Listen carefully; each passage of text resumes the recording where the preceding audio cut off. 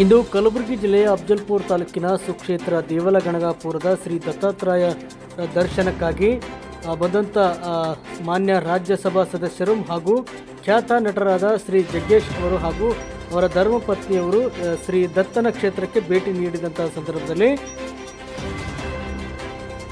ರಾಜ್ಯ ಕೆಪಿಸಿಸಿ ಸದಸ್ಯರಾದ ಅರುಣ್ ಕುಮಾರ್ ಎಂ.ಐ. ಪಾಟೀಲ್ ರವರು ಕಲಬುರಗಿಯ ಸ್ವನಿವಾಸಕ್ಕೆ ಅವರನ್ನು ಬರಮಾಡಿಕೊಂಡು ಕೇಂದ್ರ ಪ್ರವಾಸೋದ್ಯಮ ಮಂತ್ರಾಲಯದ ಪ್ರವಾಸ ಯೋಜನೆ ದೇವಲಗಣಗಾಪುರದ ಸುಪ್ರಸಿದ್ಧ ಶ್ರೀ ದತ್ತಾತ್ರೇಯ ದೇವಸ್ಥಾನದ ಸಮಗ್ರ ಅಭಿವೃದ್ಧಿಗಾಗಿ ಸುಮಾರು 83.53 ಕೋಟಿ ಯೋಜನೆಗೆ ಪ್ರಸ್ತಾವನೆ ಸಲ್ಲಿಸಿದ ಮನವಿ ಪತ್ರವನ್ನು ನೀಡಿ ಅವರಿಗೆ ಮನವಿಯನ್ನು ಮಾಡಿದರು. ಆದಷ್ಟು ಬೇಗ ಈ ಒಂದು ಅನುದಾನವನ್ನು ಬೇಗ ಬಿಡುಗಡೆ ಮಾಡುವಂತೆ ಕೇಂದ್ರ ಸರ್ಕಾರಕ್ಕೆ ಒತ್ತಾಯಿಸಬೇಕೆಂದು ನಟ ಮತ್ತು ರಾಜ್ಯಸಭಾ ಸದಸ್ಯರಾದ ಜಗ್ಗೇಶ್ ಅವರಿಗೆ ಮನವಿ ಪತ್ರವನ್ನು ಸಲ್ಲಿಸಿದರು.